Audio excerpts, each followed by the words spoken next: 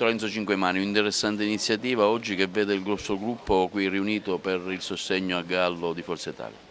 Allora, noi abbiamo deciso di, come si suol dire, scendere in campo per dare una mano d'aiuto a Riccardo Gallo, perché ritengo che sia l'unico in questo momento che abbia le capacità per poter rappresentare degnamente la provincia.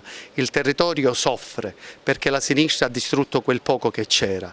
Ora abbiamo questo attacco dei grillini, ritengono di dover risolvere i problemi del mondo, non sono all'altezza di fare nulla. Di conseguenza la Sicilia avrà dopo Crocetta un altro, nell'eventualità della vincita del partito del Movimento 5 Stelle, si avrà un altro periodo di 5 anni di ulteriore crisi.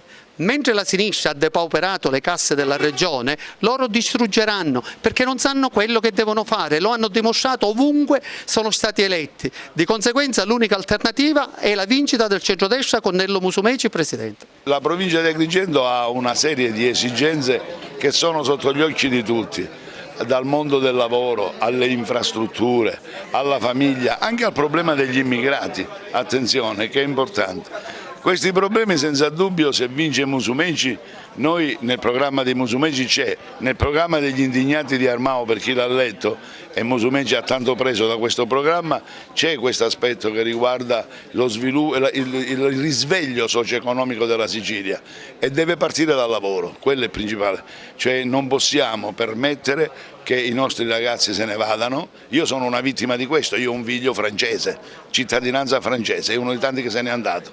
Bene, ogni ragazzo che se ne va costa 200.000 euro.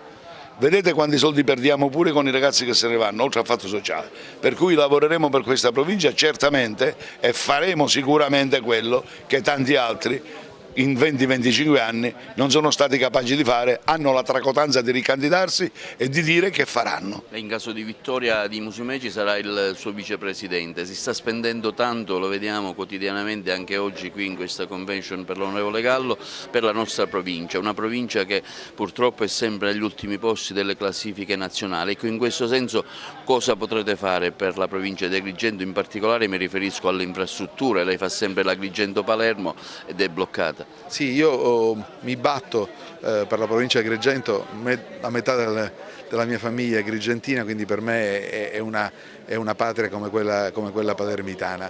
Io penso che Agrigento ha gli strumenti per essere rilanciata, non solo a partire tanto dalla infrastruttura, a partire dal turismo e ai beni culturali. C'è l'esempio di Cianciana, questo piccolo centro che è riuscito straordinariamente a attrarre 250 famiglie inglesi che si sono trasferite, hanno comprato casa, fanno investimenti, si sposano, hanno portato economia. Noi dobbiamo moltiplicare gli esempi di Cianciana. Si cresce il fatturato per il turismo culturale, ma devono crescere anche altre forme di turismo, dal turismo termale, penso a Sciacca, al turismo religioso, penso al turismo golfistico, ecco, a tutte le forme che possono fare di Agrigento quello che io sempre sostengo, la frontiera culturale e turistica d'Europa.